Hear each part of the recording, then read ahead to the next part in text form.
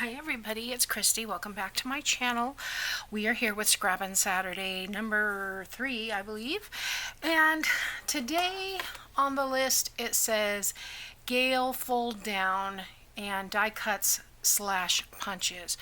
So let's address the Gale fold down first. It's an envelope. This is fabulous. I've used it a number of times. You could do it in any size with any scrap, but I've got this piece of ephemera. In fact, what I've done is I've taken some antique vintage ephemera that I've bought the digitals, and I have printed this out on children's drawing paper. I don't see the pad at this present time, but it runs through my printer nicely, and it just gives it a completely more authentic feel to it, in my opinion. So you're gonna love this. Anyway, let's see, this one has writing on it, so I'm trying to decide which way, because I want it to come, that'll be the top. So let's do this way. The way I find the center is this one's kind of curly for some reason. I do corner to corner, and I just pinch right there. I'm going to fold that down and fold this down. And I did not do it perfectly, as you can see. I'm going to grab my glue stick because I do want these to be,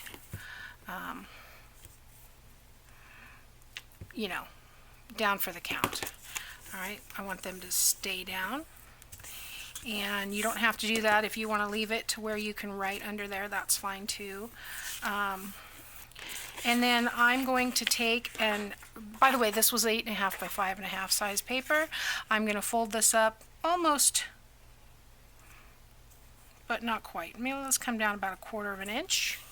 Fold that, and then I will bring this piece down like that, and there we go.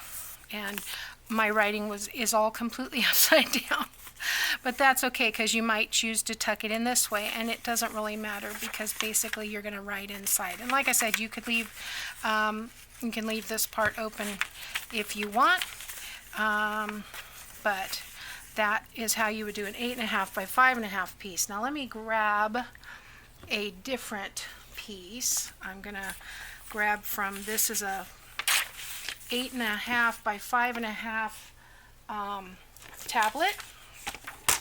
So I'm going to double check that it's 5, yes, and I'm going to cut this at 2.5, right down the middle. All right. So find the center the same way. I'm doing it from the bottom this time. See if that works any better. Probably not, because sometimes I overthink things and double correct. Did anybody else do that? Just me? Okay. Yeah. So there we go. You can fold this piece down, and I want that line straight, otherwise it kind of bugs me. So let's go down to there. I have this piece that's too long, so I'm going to fold it in maybe about to here, and then come up again this way. There we go, and we have an envelope. You could fold it again if you don't want it to be that big square, but basically you've got all this writing room now. Leave that open or don't. Now, I have made these teeny tiny and made tons of them and used them for other embellishments for ephemera pieces. So, there's lots of things you can do. Now, these are not made of the cardstock, because this works better with paper. So, but I may come back and use some of the cardstock for embellishments. But there's a part 2, and that is die cuts and punches. So let me round those up, and I'll be right back.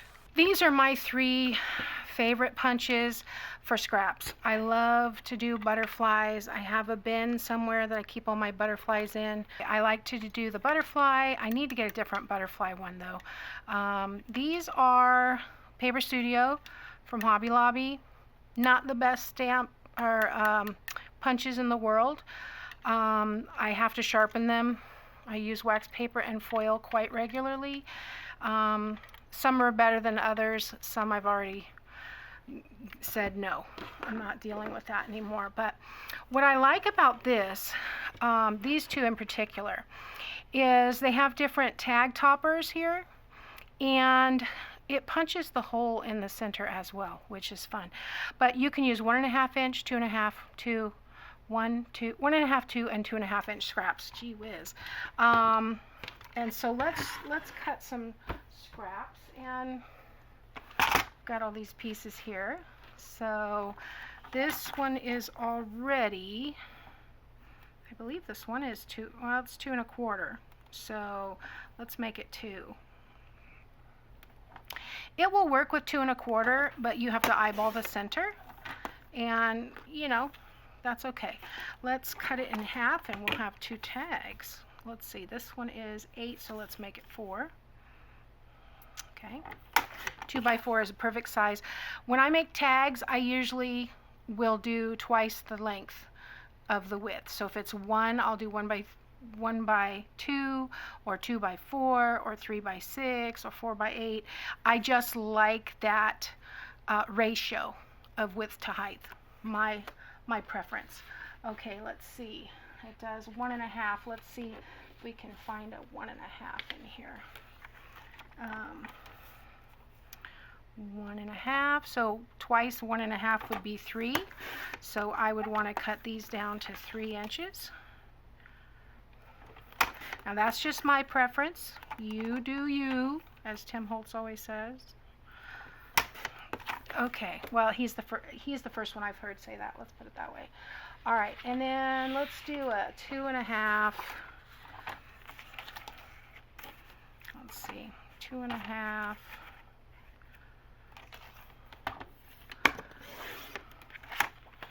By 5.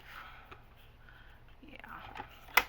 So there's one, and there's one, and then we've got some scraps. So let's see what we have left. There's our tags. I've got this for a butterfly. I've got that for a butterfly. What else have I got over here? Just looking. Oh, there's the coffee dyed paper I was looking for. Let's make a couple butterflies out of that. So this is real pretty. I think I'm going to go toward the edge so that I can use the majority of this.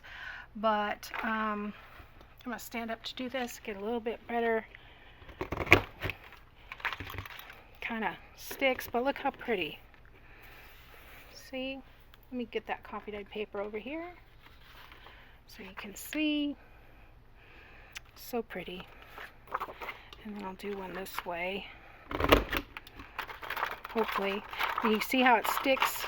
You just kind of have to play with it till it comes out. But so pretty. I hope you can see that. Just lots of confetti. So if you're planning on having a party and you want to make a bunch of butterflies, you'll have some confetti. Okay, let's do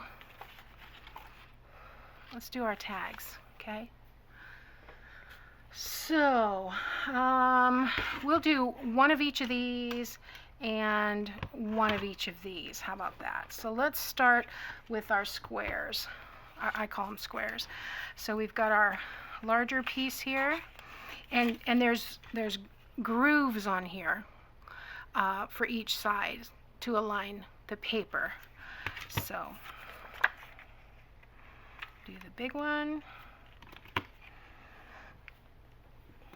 Stand up. There we go. Nice. Let's do the medium one. Probably should make sure all that's... There we go. This is my favorite tag, I think. And let's do the skinny one. Well, I didn't do the butterflies out of the other paper, so I'll do that in a minute. This is the 1.5.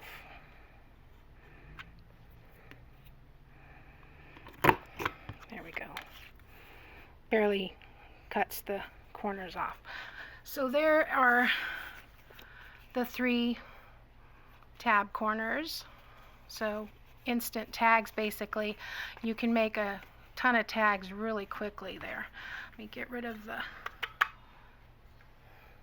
the garbage. Okay, and then I need to do a butterfly in here. I don't know if I'll be able to do a butterfly in here. Let's see. I'm going to toss it in there. I think the green one is too small. Okay.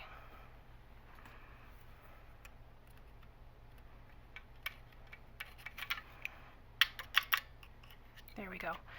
Well, there's the butterfly. It's the paper that's stuck in there. So I'll need to get my tweezers to get that. I wonder if my bone folder would work. No.